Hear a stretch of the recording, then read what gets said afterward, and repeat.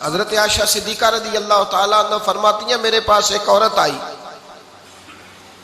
تو میں نے اس کے ساتھ 2 بیٹیاں تھی اس کی، میرے پاس 3 کھجوریں تھی، میں نے اس بی بی کو دے دی، 2 بیٹیاں تھیں۔ اس عورت نے کیا کیا، میں دیکھ رہی تھی، ماں تھی نا اور بیٹیوں کی ماں تھی،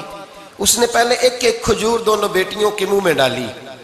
اور پھر جو کھجور اس کے پاس بچ گئی میرا خیال تھا یہ کھائے گی، لیکن اس ماں نے اس کھجور کے 2 ٹکڑے کیے اور وہ بھی اپنی بیٹیوں کے منہ میں ڈالے۔ حضرت عائشہ صدیقہ فرماتی ہیں اس کا عمل اتنا حسین تھا، اس بی بی کے اس عمل کے اندر اتنا حسن تھا کہ میری آنکھوں میں بھی وہ بات رہ گئی، دل میں بھی رہ گئی، روح میں بھی سما گئی۔ اس کے حسن اور تاثیر کو میں بھلا نہ سکی، شام تک وہ کیفیات، وہ انداز، وہ اس عورت کا طرز، اس کا وہ انداز میری طبیعت کے اندر بار بار مجھے اس کی طرف متوجہ کرتا رہا۔ شام کو محبوب تشریف لائے، نبی کریم صلی اللہ علیہ وسلم شام کو جب تشریف لائے تو حبیب پاک علیہ السلام کو میں نے بتلایا، میں نے کہا حضور بی بی آئی تھی،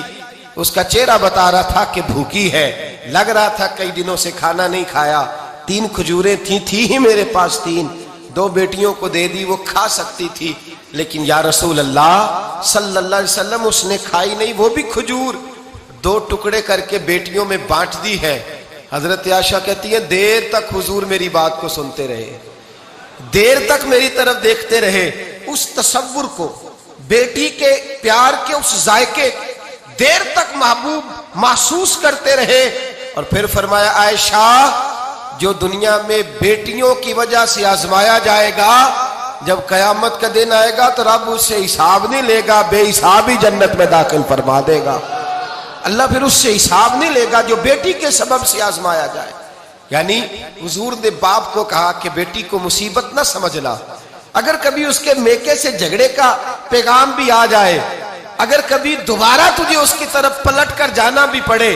میرے نبی پاک صلی اللہ علیہ وسلم سے کسی صحابی نے کہا تھا یا رسول اللہ بہترین صدقہ کون سا ہے؟ حضور بہترین صدقہ کون سا ہے؟ وہ میرا مال جو اللہ کے راستے میں خیرات کروں تو رب مجھے زیادہ اجر عطا کرے، وہ کون سا ہے؟ تو میرے نبی پاک نے فرمایا اگر تیری بیٹی واپس لوٹ آئی